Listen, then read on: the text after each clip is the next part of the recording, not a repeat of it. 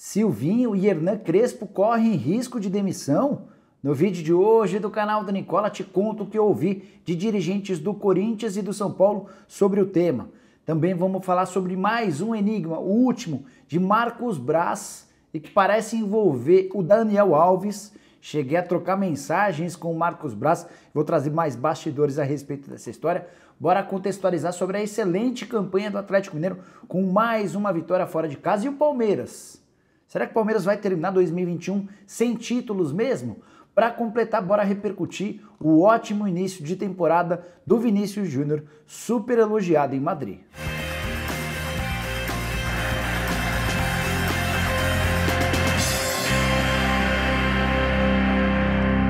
Fala aí pessoal, sou o Jorge Nicola, bem-vindos a mais um vídeo do canal. Bem legal ter vocês por aqui, ótima semana para todo mundo. Antes de começar a passar as informações, só pedir para deixarem like no vídeo, para se inscreverem no canal e lembrar que o programa do Nicola dessa segunda-feira começa às 7 horas da noite. Estou acertando os últimos detalhes para ter Rodrigo Caetano como convidado, o diretor executivo de futebol do Galo, beleza? Bom, bora começar o vídeo, não sem antes dividir uma dica importante. Se você já ouviu falar sobre apostas esportivas, certamente já conhece a NetBet. A NetBet é referência no assunto, tá? Há 20 anos no mercado e com uma equipe de suporte brasileira para te atender a qualquer momento. Mas vamos para a parte que interessa. Faça agora mesmo o seu primeiro depósito usando o código NetBetBrasil para receber a oferta de boas-vindas da NetBet. Uma vez inserido o código corretamente e seu depósito processado, você será acreditado com uma aposta grátis de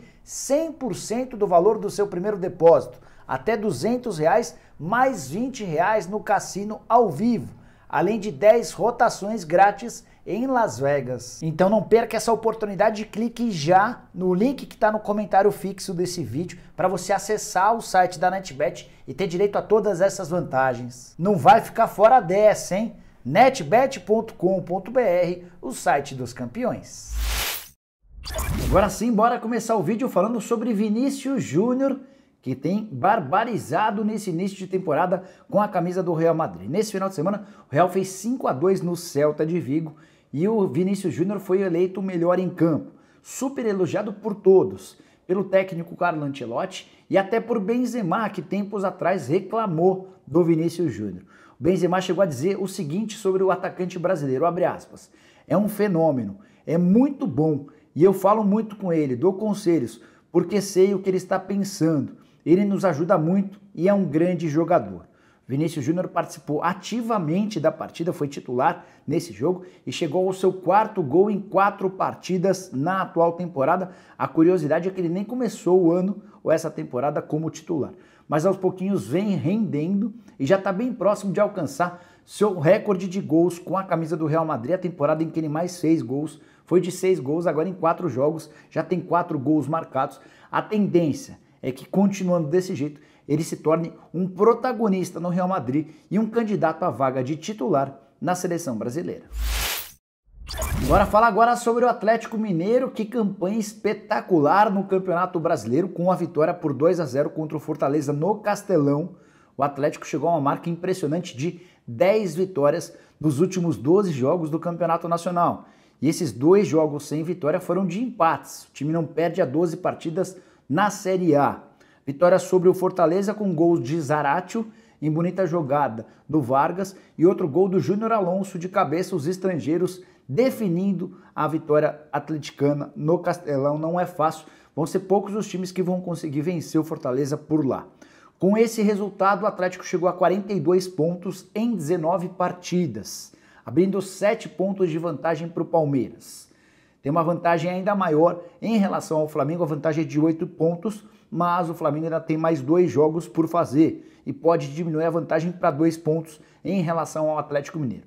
O Galo, que ainda tem a melhor defesa da competição, só 13 gols sofridos, e o 4º melhor ataque, 29 gols marcados. Depois da partida, o Cuca falou a respeito da briga pelo título do Campeonato Brasileiro e especificamente sobre o Flamengo. Ele disse o seguinte, abre aspas, é lógico que o Flamengo tem 2 jogos a menos e se eles vencerem essas 2 partidas, encostam. Em contrapartida, a gente vem numa sequência muito boa de 10 vitórias e 2 empates, o que é muito difícil nesse campeonato.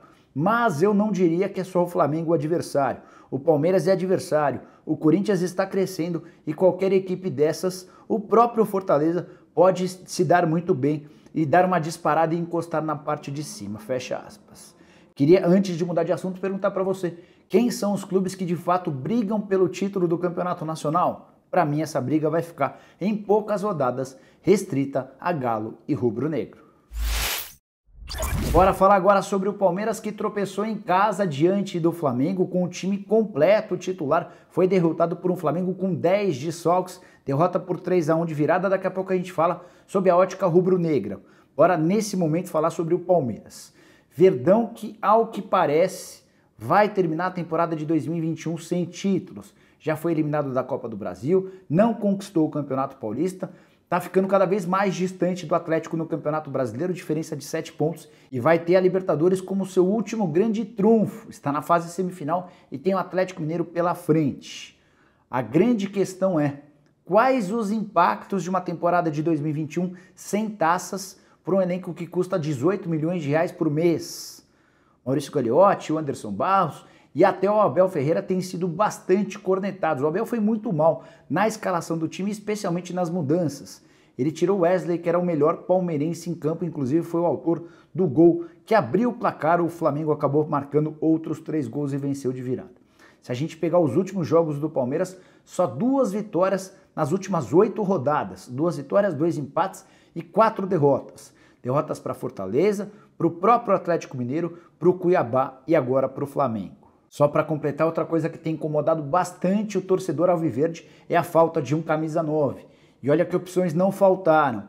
O Palmeiras teve à disposição, por exemplo, o Borja, que hoje é titular absoluto no Grêmio. O Palmeiras teve oferecidos o Hulk e o Diego Costa, eles davam preferência ao Verdão, mas Anderson Barros, Maurício Gagliotti e companhia preferiram não contratá-los. Bora falar agora sobre as situações de Silvinho e Hernan Crespo, o técnico do Corinthians e o técnico do São Paulo, muito cornetados por torcedores. Abri uma live aqui no YouTube nesse domingo e quase todos os corintianos e são paulinos que participaram perguntaram sobre a possibilidade de demissão dos técnicos. Mandei mensagem via WhatsApp para gente do Corinthians e para gente do São Paulo e ambos os lados, tanto o São Paulo quanto o Corinthians, asseguraram que nem se discute a possibilidade de demissão. Não tem nenhuma reunião marcada, não tem nenhum encontro para debater com o técnico, nada disso. Aí teve torcedor são paulino perguntando se uma eliminação pro Fortaleza no meio da semana não poderia ocasionar a demissão do Crespo. A afirmação que eu ouvi de um dirigente do São Paulo é que mesmo assim não haveria risco de demissão. São Paulo continua confiando no trabalho do Crespo, mesmo diante de uma sequência bastante ruim de resultados. Nesse domingo o São Paulo perdeu por 2-1 para o Fluminense no Rio de Janeiro e é hoje o primeiro time fora da zona do rebaixamento. Sim, o tricolor, mesmo com investimento, mesmo com um time bacana, é hoje um alvo preferencial do Z4, é o primeiro time acima dos 4 últimos colocados. São Paulo que tem tido todos os problemas físicos do mundo. Nesse domingo, por exemplo, chamou a atenção do torcedor as ausências do Rigoni e do Benítez, especialmente do Rigoni, que é o melhor atleta em campo. O Crespo deixou bem claro que não o escalou porque durante todos os 15 dias de pausa do Campeonato Brasileiro, o Rigoni nem pôde trabalhar com o restante do elenco, se recuperando de mais um problema muscular. Mesmo acontece com o Benítez, Marquinhos, entre outros jogadores que poderiam voltar, o Orejuela, só para citar um, o Igor Vinícius, mais um, não tiveram condição física de atuar. Crespo demonstrou muita irritação com a demora no processo de recuperação dos atletas e o assunto refis volta à tona no tricolor. Bora falar sobre o outro lado, sobre o Corinthians que empatou em 1-1 com o Atlético Goianiense. O Corinthians foi melhor do que o Atlético Goianiense, saiu na frente, golaço do Gabriel Pereira e só tomou o gol de empate no finalzinho, num lance bastante polêmico. O árbitro de vídeo ainda chamou o árbitro em campo para demonstrar que um jogador do Atlético Goianiense que estava impedido participou do lance, mas o árbitro em campo preferiu manter o gol que impediu o Corinthians de voltar com 3 pontos de Goiânia. Novo empate que se soma ao resultado de igualdade contra o Juventude em casa na rodada passada e foi o suficiente para que o torcedor corintiano demonstrasse mais uma vez toda a sua irritação com o Silvinho. Estagiário, não é técnico com tamanho para dirigir o Corinthians, não tem capacidade para sustentar um clube tão grande, enfim, foram vários os argumentos de torcedores corintianos irritados com o Silvinho. Ninguém no Parque São Jorge cogita a possibilidade de demissão do técnico, que vai seguir pelo menos até o fim da atual temporada. Duílio Monteiro Alves, Roberto de Andrade e Alessandro estão convencidos de que o Silvinho ainda vai fazer com que o Corinthians melhore de produção daqui até dezembro.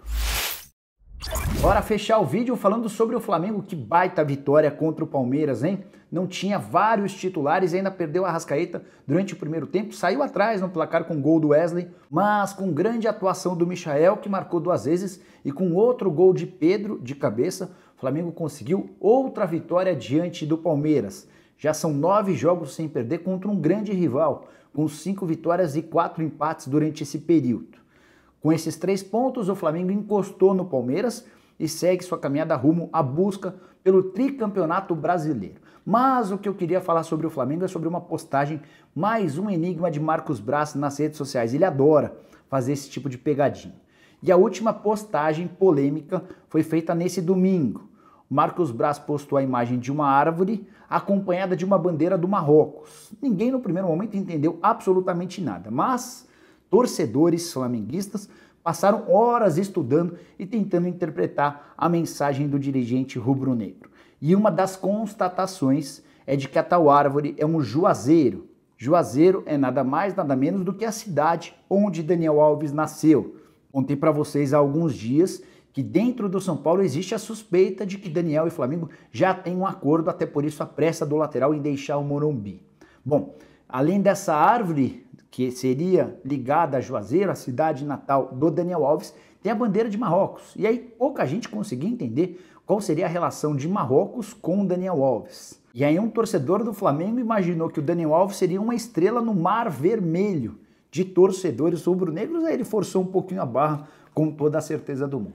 Mandei mensagem para o Marcos Braz perguntando a respeito do que se passava, ele respondeu com risadas e falou para relaxar. Enfim, o Marcos Braz não confirma o interesse, como era natural, assim como também não confirmava alguns dias atrás que o Flamengo negociava com o Davi Luiz. O Flamengo vai esperar pela rescisão do contrato do Daniel Alves com o São Paulo para, a partir daí, demonstrar ou não publicamente o interesse na contratação do jogador. De qualquer maneira, a postagem do Marcos Braz já fez enorme barulho. Da última vez que eu vi, já eram mais de 35 mil curtidas, 4 mil retuitadas e mais de 3.400 respostas a essa tuitada. É importante contar sobre a situação do Daniel Alves. Caso ele vire jogador do Flamengo, ele pode atuar em que momento? No Campeonato Brasileiro, ele estaria liberado para atuar desde que fosse registrado até 24 de setembro, essa é a data final.